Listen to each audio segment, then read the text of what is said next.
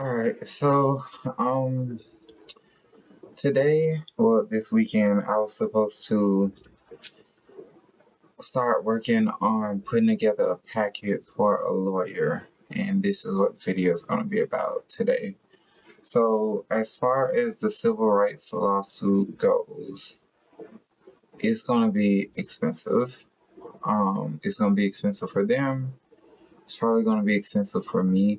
The good thing about it is that when it comes down to having this case, if the police, the sheriff, the military, whoever, these government organizations that I've reached out to, people I've asked to cease and desist all harassment, tracking, stalking. Um, I've requested 2 years, 2 to 3 years in a row for them to stop harassing me, stop tracking me, stop having helicopters follow me. I've also stated that I do not consent to electronic harassment, being tracked via satellite technology, uh, remote neuromonitoring, voice-to-skull technology, nanocommunication, being tortured and attacked aggressively by directed energy weapons, including long-range acoustic weapons. I do not consent to illegal human experimentation in trafficking or medical trafficking. I've stated this multiple times in multiple videos, but I also stated it in cease and desist letters over the past 2 to 3 years. I've exhausted all of my options, so I didn't even know that was a rule. Prior to starting a civil rights lawsuit, you have to exhaust every single option. You have to reach out to multiple organizations. So I reached out to the CIA, I reached out to the FBI, I reached out to multiple lawyers, I reached out to Orlando Police, I reached out to the sheriffs, I reached out to everybody that I need to reach out to, the mayor, the governor. I went to the city council meetings 3 to 4 months in a row, and I recorded those, me stating the innocence of people that were found guilty, Aileen Warnos, Omar Mateen, that they were made statements and that they were also tortured in this system. I've expressed concerns about patents being used to torture and harass people covertly from a long distance, long range. So with that being said, I've been recording daily videos for a full almost 3 years now, and I'm going to continue daily documentation. That means recording, going to and from work. Anytime I go to the store, I'm live stream recording. I also, at the end of the day, I upload these videos as well. So what the way that I'm doing it, because I did some research and I couldn't find anyone that could tell me how to organize a packet for a lawyer outside of ChatGPT, explaining everything out in great detail. So YouTube videos are not time stamped.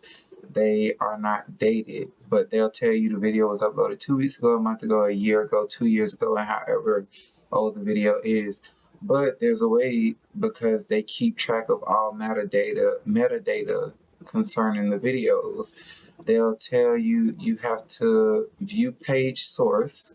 You have to press Control F to find the published date of the video, and it's going to show you the date and the timestamp when you uploaded the video. It does not show the time that the video was being recorded, only when it was uploaded. But for a live stream, that's important because it will tell when the live stream was started and when the live stream ended. And that is a blessing to me, because that means I can organize all of my evidence under the Federal Evidence Code 1006. That makes it easier for them to see all of the egregious human rights violations against me.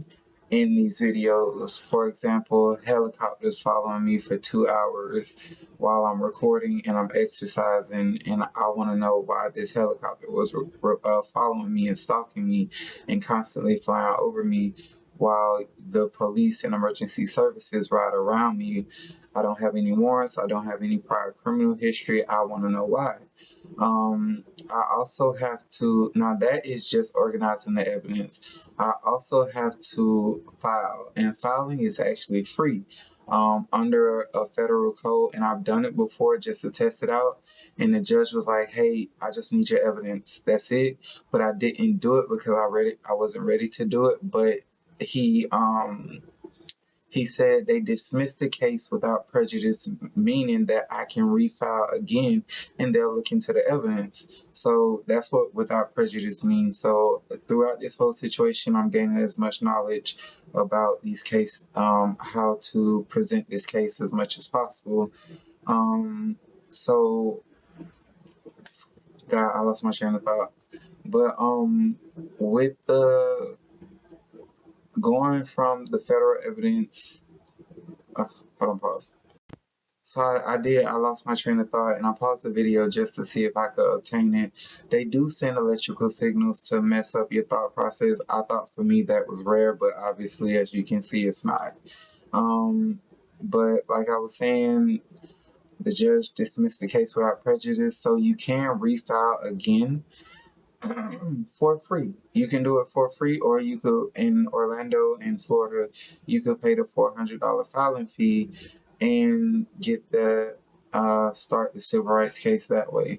But that is my goal. That was my focus today, to make sure that I have the means and the knowledge to excuse me, they're messing with my throat, because they don't like me talking about it. The means and the knowledge to organize the information in a way that'll make it so much easier for a lawyer to just look at the packet and be like, "Oh, we actually have a case. This person is not, not a paranoid schizophrenic, or, they're not just making things up. There's actual evidence of being tracked and stalked by police cruisers, being followed by police cruisers, being harassed by police, being tracked by helicopters." I'm talking about riding from work or walking from work, and the helicopter is following me, and I'm saying it in the video that this helicopter is following me. And then it follows me all the way to the house, circles around the house, and then leaves. And then when I get in the house, it continues to circle around the house, and I'm recording the entire ordeal. So with that being said, I have more than enough evidence. I'm not dying, that I know of. I'm not sick. My system to protect myself is working as far as I know. I don't have any underlying health issues. They do mess with my digestive system. Improper blood flow, fluid restriction. I do still get attacked with the directed energy weapons. I am still a targeted individual. I'm still receiving Western Skull nanocommunication. I'm still being medically trafficked, human trafficked, sex trafficked. But I'm not participating in any sexual acts with any of these people that they attempt to send or to distract me with. I don't even converse with the targeted individuals or gang stalkers that they do send in my presence. I keep all conversations extremely short because I'm focused on this lawsuit. For the past 3 years, I have not done anything except work, school, pay bills, and document this entire situation. And in my private time, I study, I watch TV, I exercise, I mind my business, I keep to myself, just so that there's nothing that they can bring up against me, except for these videos. And these videos state the truth calmly, with the patents attached to them, as well as the evidence behind them and everything backing them up. So with that being said, thank you for watching. This video is primarily about the civil rights lawsuit, properly obtaining documentation, obtaining evidence, organizing documentation, and making sure that everything is in place, and it's going very slowly, but it's going. And that is the purpose of being a targeted individual pro. Yeah.